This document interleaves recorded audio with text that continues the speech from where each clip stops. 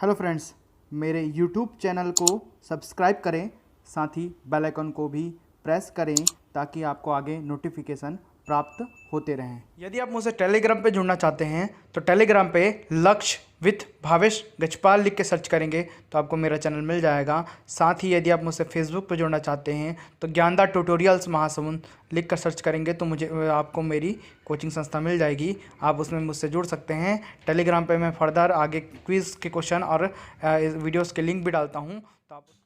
Hello, चलिए आज देखते हैं हम छत्तीसगढ़ की जनजातियां में पार्ट 12, जिसमें मैं पांडो या पंडो जनजाति के बारे में बताया हूं।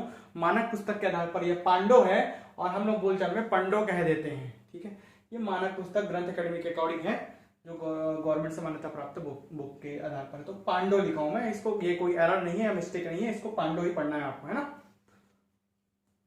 चलिए आगे बढ़ते हैं। इसके पहले मैं 11 वीडियो बना रखा हूं, तो 11 वीडियो के लिंक मैंने डिस्क्रिप्शन बॉक्स में दे रखे हैं। सभी वीडियो के लिंक आप डिस्क्रिप्शन बॉक्स में प्राप्त कर सकते हैं, साथ ही प्लेलिस्ट में जाकर भी प्राप्त कर सकते हैं। साथ ही आप मुझसे टेलीग्राम पर भी जुड़िए। टेलीग्राम पर लक्ष्यवित भावेश गजपाल लिखेंगे तो आपको मेरा चैनल मिल जाएगा। पूरे वीडियो के लिंक आपको उसमें प्राप्त हो जाएंगे। चलिए आगे बढ़ते हैं। सभी मैं जो जितने भी जनजाति के वीडियो बनाता हूँ सभी मानक पुस्तकों से तैयार किए गए हैं, सभी ऑथेंटिक सोर्स से हैं। इसको आप आधार मान सकते हैं, मेंस के पेपर के लिए भी महत्वपूर्ण है। देखिए, पंडो या पांडो जनजाति यह छत्तीसगढ़ राज्य सरकार द्वारा मान्यता प्राप्त विशेष पिछड़ी जनजाति में शामिल है।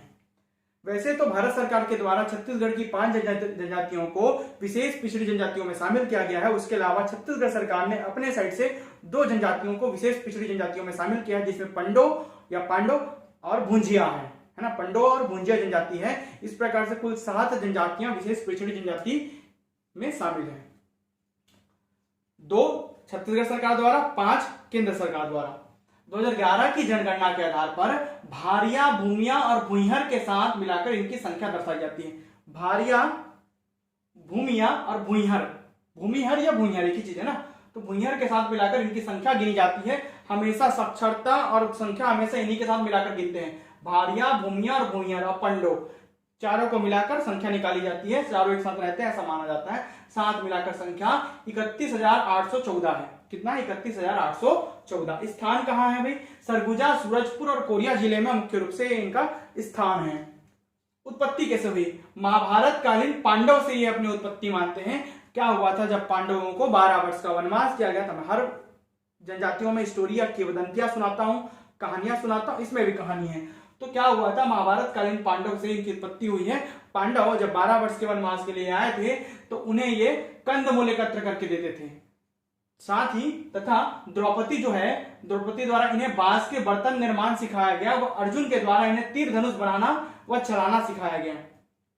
तो ये पांडव के अधीन रहे, इसलिए पांडव से ही इनकी उत्पत्ति हुई ऐसा माना जाता है। ठीक है, तो ये क्या करते हैं? बांस के बर्तन बनाते हैं और तीर धनुष बनाते हैं। ये याद रखिएगा, ये महत्वपूर्ण है। बांस के बर्तन पांडव और तीर धनुष बनाते हैं, साथ ही चलाते भी हैं पांडव या पंडो लोग। ठीक है, इनकी बोली पांडव बोली है, पांडव से इसलिए पांडव बोली। लोकगीत व कथाओं में पांडव राजा का उल्लेख करते हैं।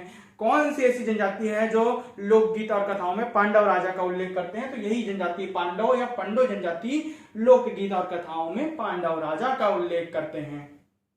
पेय पदार्थ, चावल से निर्मित हड़िया पीते हैं। सभी में अलग है।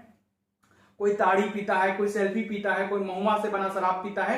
ये लोग हड़िया पीते हैं, चावल से निर्मित हड़िया पीते हैं। आर्थिक जीवन हेतु वनोपज संग्रह, बांस बर्तन निर्माण, ठीक है, टुकना सुपा वगैरह, मजदूरी व कृषि करते हैं। जिनके पास थोड़ी बहुत कृषि भूमि है वो कृषि भी करते हैं, नहीं तो फिर निचले तबके के लोग हैं ये लोग। पंडो के 2 उप समूह हैं। कितने उप समूह? 2 उप समूह, सरगुजिया और उत्तरांश। सरगुजिया जो कि सरगुजा जिले में, उत्तरांश का मतलब आपका कोरिया और सूरजपुर आ जाता है। उत्तर का क्षेत्र, सरगुजा नीचे है और कोरिया और सूरजपुर उत्तर है। तो सरगुजा में रहने वाले सरगुजिया और उत्तरांश मतलब जो कोरिया और सूरजपुर में रहते हैं उनको उत्तरांश कहा जाता है, उत्तर का अंश। 2 समूह है। कितने? 2 उप समूह है।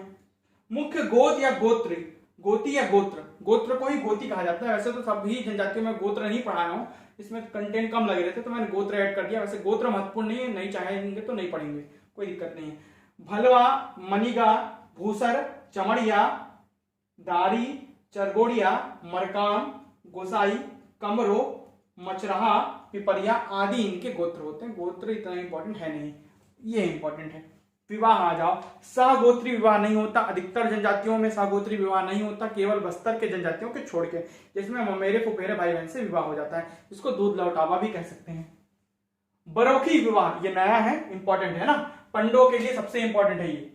देखिए बरोखी विवाह क्या है। बरोखी विवाह या बिहाव, धन के अभाव में तेल हल्दी नहीं करते हैं, तेल हल्दी नहीं होता, वर क्या करता है, वधु को कपड़ा देकर अंगूठी पहनाकर घर ले आता है। तेल हल्दी नहीं होता, तेल हल्दी की रस्म नहीं होते धन के अभाव में, और कपड़ा देते हैं वर वधु को और साथ ही अंगूठी पहनाकर घर ले आता है, उसी को बोलते हैं बरोखी बिहाव या बरोखी विवाह। ये विशेष रूप से पंडो जनजाति में होता है। इसके अलावा उड़रिया, जिसको उड़रिया विवाह, ढुकू प्रथा और चूड़ी पहनाना, मेरे अपना चूड़ी पहनाना, विधवा पुनर्विवाह, साथ ही क्या बोलना चाहिए आपके देवर भाभी विवाह है ना, वो उसमें आता है। उड़रिया, ढुकू व चूड़ी पहनाना विवाह इसमें प्रचलित है। मृतक संस्कार, ये भी महत्वपूर्ण है। दफनाते हैं, वैसे तो अधिकतर जनजातियां शवों को दफनाने का काम करती है, बहुत कम ही जलाते हैं, अगर धन का अभाव है तभी जलाते हैं, है ना, तो दफनाते हैं। धन का अभाव है तभी दफनाते हैं, धन है तो जला देते हैं।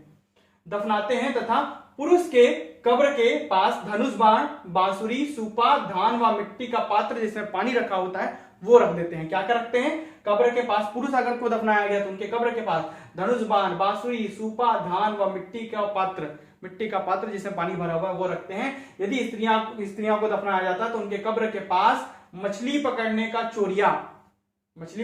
चोरिया, सूपा, धान, कंघी और पानी आदि रखते हैं। ये दफनाने की प्रथा है इनके पास। देवी देवता, महामाई, वागेश्वर देव, दिहारी माई, बरहिया देव, बाबा देव, अन्न कुमारी, राकस पाठ, ये इनके देवी देवता हैं। विशेष क्या है, गोती, कुल देव या कुल देवी होती है, देव भी होता देवी भी होती है, तो गोती जो है इनका प्रमुख कुल देव या कुल देवी होती है। त्योहार क्या है, कर्मा, लाटा, महुआ तिहार, ये याद रखिएगा, लाटा महुआ तिहार, कर्मा व लाटा महुआ तिहार मनाते हैं। इसके अलावा होली, दशहरा, दीपावली तो कॉमन है, सबको लिखा नहीं है ना। लड़के व लड़कियां कर्मा पूजा के समय कर्मा नृत्य करते हैं, कर्मा नृत्य किया जाता है इनके द्वारा कर्मा पूजा के समय। होली व विवाह नृत्य भी करते हैं, अतिरिक्त नृत्यों में होली और विवाह के नृत्य भी शामिल हैं। लोकगीत, कर्मा गीत, बिहाव गीत और फाग गीत आदि इनके द्वारा गीत गाया जाता है। विवाह में सुख भरना प्रथा प्रचलित है, जैसे कि हर जनजातियों में बताया हूं, सुख भरना या सुख प्रथा, जिसमें वर वधु को जब लाता है तो वधु की फैमिली वाले को तेल, गुड़, चावल आदि सौंपता है, ठीक है, वधु के बदले, तो उसको बोलते हैं सुख भरना। तो सुख भरना भी इनके में प्रमुख है। छोटा ज्यादा बड़ा वीडियो नहीं है। पार्ट 12 जो पंडो या पांडो जनजाति का है, ठीक है, ये दोनों नाम सही है ना, मानक पुस्तक से लिया गया है और पूरे डाटा ऑथेंटिक और मानक है। इसके साथ ही आप चैनल को लाइक कीजिए, टेलीग्राम चैनल से जुड़िए। वीडियो में अंत तक बने रहने के लिए धन्यवाद।